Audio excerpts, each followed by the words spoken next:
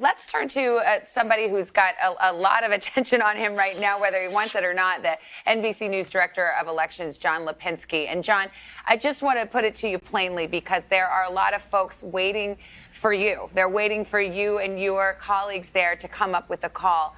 And a lot of them feel that this is close enough that the decision desk should be able to make that call.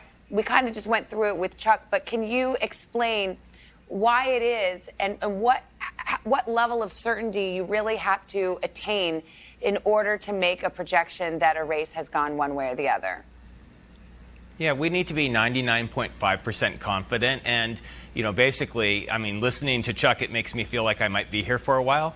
And so what the issue here is that we need to make sure that we're 99.5% confident that the person who's leading isn't going to be caught by the second candidate.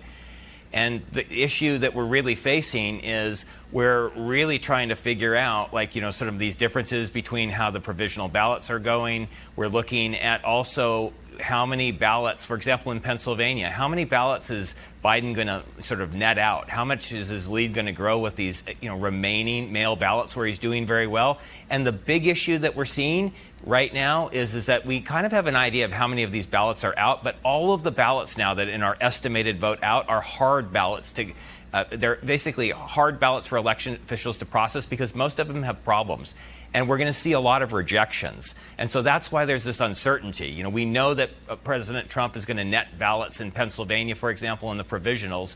Biden's going to net ballots in the remaining mail ballots. But we don't have a really good sense yet of how many of these provisionals will be rejected and how many of these mail ballots will be rejected. I mean, we have a ballpark idea, but not a full, a hard number. Had you factored in that large number of provisional ballots, or did that take you by surprise, that number, and did it slow down your analysis of Pennsylvania?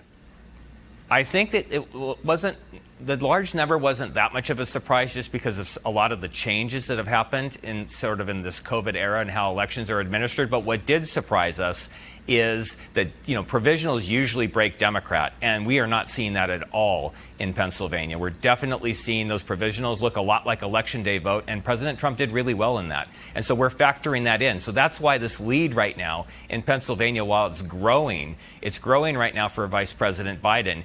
It's going to be chipped away at once those provisionals are started to count in serious ways, because the only provisionals that have been counted so far are in the really small and primarily Republican counties.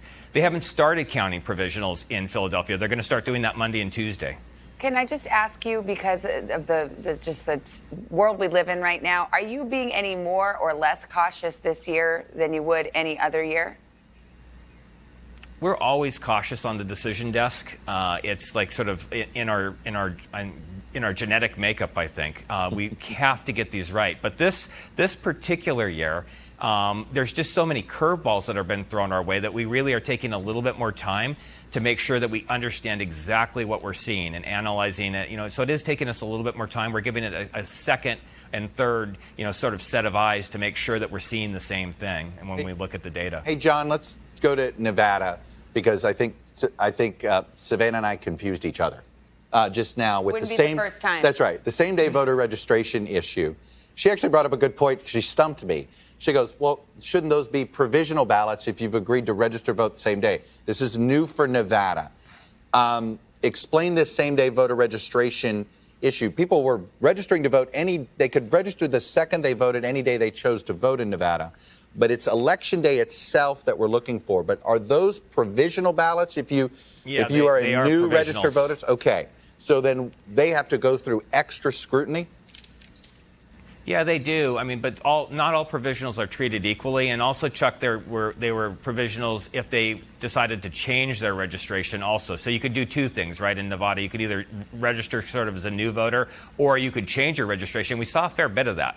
Huh. But they are counted as provisionals, and we'll have to just see. So in those provisionals, they may behave quite differently as what we are seeing in Pennsylvania, because they're different, right? And so that's what we're seeing, a lot of variation across the states. What's happening in Pennsylvania, not the same thing necessarily in Nevada.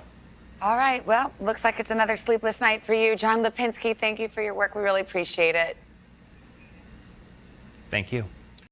Hey, NBC News viewers, thanks for checking out our YouTube channel. Subscribe by clicking on that button down here and click on any of the videos over here to watch the latest interviews, show highlights, and digital exclusives. Thanks for watching.